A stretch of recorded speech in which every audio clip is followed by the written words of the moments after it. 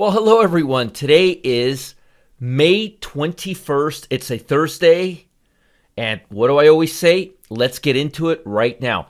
Now, I wanted to wait a little bit to get into today's report because today the employment data is coming out. So let me go through the summary of what we can expect in today's session based on what happened in Asia. And that's why I read this report so it can give us a good setup of what's expected. And then I'll show you the results versus the expectations. And boy, oh boy, they're not that pretty. So global stock market declined Thursday on weak economic data in Europe and Asia as Chinese trade tensions with Washington and Australia, of all places, worsened. Now, folks, I'm going to ask you something right now. In light of this coronavirus pandemic that's taken the world by hold, do you think we really need these trade war tensions right now? Don't you think it would be a great idea if we can just put these things on hold for maybe 2 quarters to kind of see how things go? But what do I know? Investors were also looking ahead to Friday's meeting of China's legislature for details of possible new steps by Beijing to stimulate its virus-battered economy. I mean, this trade war is like the last thing anybody needs right now. Japan reported its exports fell 22% in April from a year earlier, in their biggest decline since 2008. And as I said earlier in the week, the quote that I got was the employment numbers are worse than anything we've seen since we started keeping records in 1948. When I saw that quote, started keeping records, I'm thinking like Flintstones, Stone Age, since we were putting things on rocks, with nails. But I mean, things are really taking a turn. A survey of business managers in Eurozone showed that activity continued to shrink at a rapid pace in May, despite a slight pickup from the historic plunge in April. The publishers of the survey, IHS Markit, said it increased a 9% drop in GDP this year, with a recovery likely to take years. Same thing as Warren Buffett is projecting. China also blocked beef imports from 4 Australian suppliers in possible retaliation for Australia's support for investigation into the origins of the COVID-19 pandemic. Meanwhile, Trump administration has stepped up a feud over Beijing's industrial ambition by tightening controls on one of U.S. technology tech giants, Huawei. And yeah, that's a big 5G tech giant. Finally, China was the first economy to begin reopening in March, but has yet to join the U.S., Japan, and other major governments in announcing stimulus spending plans. Chinese manufacturing has rebounded, but consumer spending, its main growth driver, is really weak. Forecasts expect Beijing to channel extra cash into job creation efforts to head off surge in unemployment and money in consumers' pockets. We kind of know most of that. So now, are you ready for the employment data? It came out about 7 minutes ago. So the consensus was 2.375 million. The actual number, 2.434 million. Now, I've got good news and I've got bad news. The good news is better than the worst case of 2.6 million, but it's still worse than the estimate. It's good that it's above the 4-week average. The average is 3.67 million, so we're getting a little better. The number's getting better, but I mean, folks, this is crazy to go from the best economic conditions in terms of employment to the worst economic conditions in terms of employment. That's bad. Let's take a look at the futures so we could see how things are moving in light of the report. The S&P's down about 13 points. Dow Jones about 100. Anything below 100 or about 100 is random. With this type of volatility, I would say anything below 150 or above 150. Anything below 150 or below 150 is random on the Dow Jones. Just because of the volatility, I'm going to give it an extra break. Usually if I see the Dow up 80, down 80, that's random. But in this case, we got to give it a little more because of the volatility. So I wouldn't put too much pressure into this or too much thought into this. But the employment data is bad. But things are getting slightly better.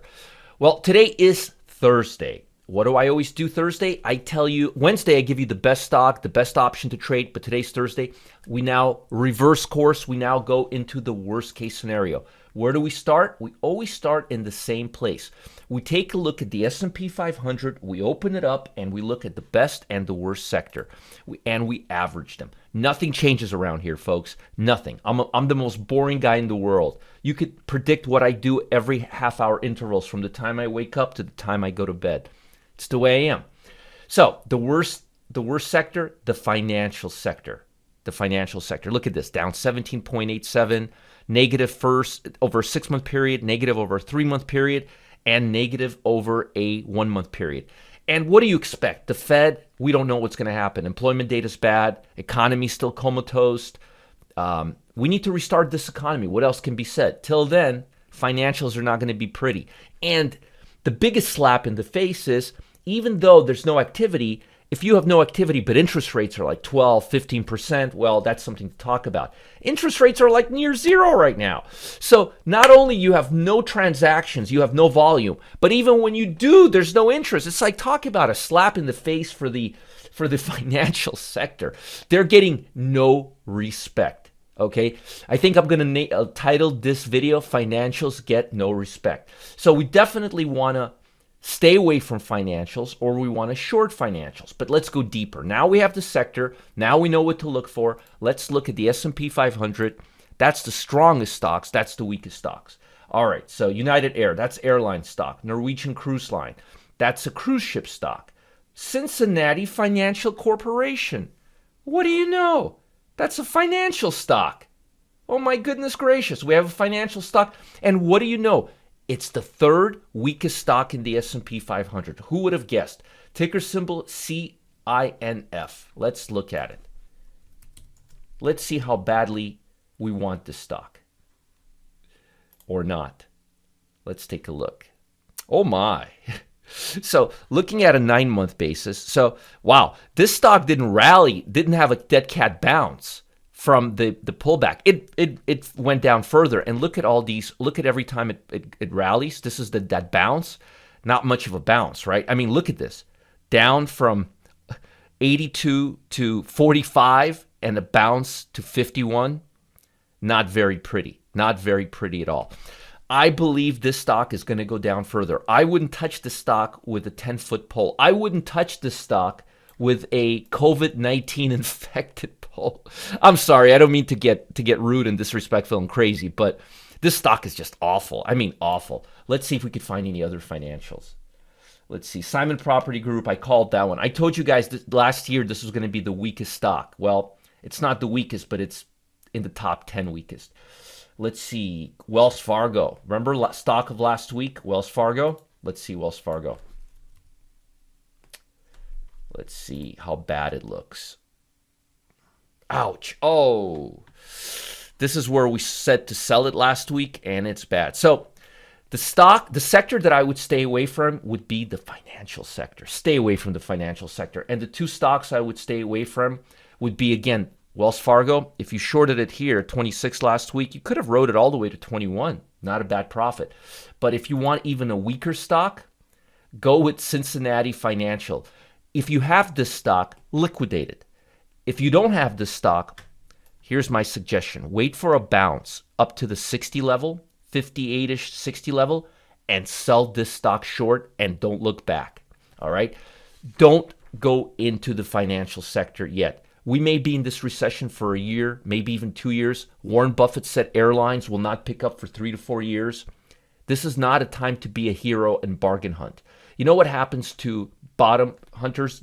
Dirty fingers from looking at all the stocks at the bottom.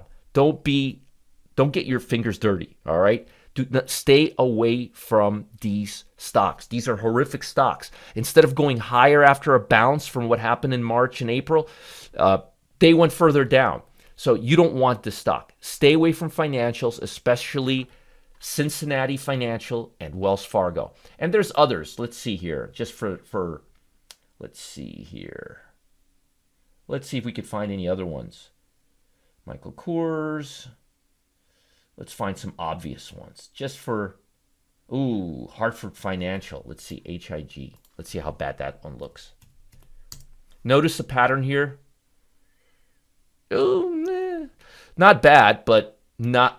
I mean, I would stay away from Hartford because it could potentially go up, but Cincinnati and Wells Fargo, ouch. I mean, ouch. Ooh, that's painful to watch. Anyway, folks, before I let you go, I want everyone to ask themselves this: if you had a chance to turn $400, not $400,000, not $4,000, $400, just two zeros, into a $200 million fortune, would you take it? Of course you would. Well, folks, I'm telling you right now, this is your chance. Potentially start with a few $1,000s and turn your retirement account into a whopping $3.43 million and discover the holy grail that lets someone go from $400 to $200 million. And no, it didn't take 200 years. Follow the link below. Follow the button at the end of this video. Learn all the details. What I'm telling you right now is life-changing. Take advantage of this opportunity. Check it out now. Learn how you can become a multi-millionaire. It's a proven system. It's a proven strategy. It works, and I've uncovered it. Follow the link below. Get in on this right now.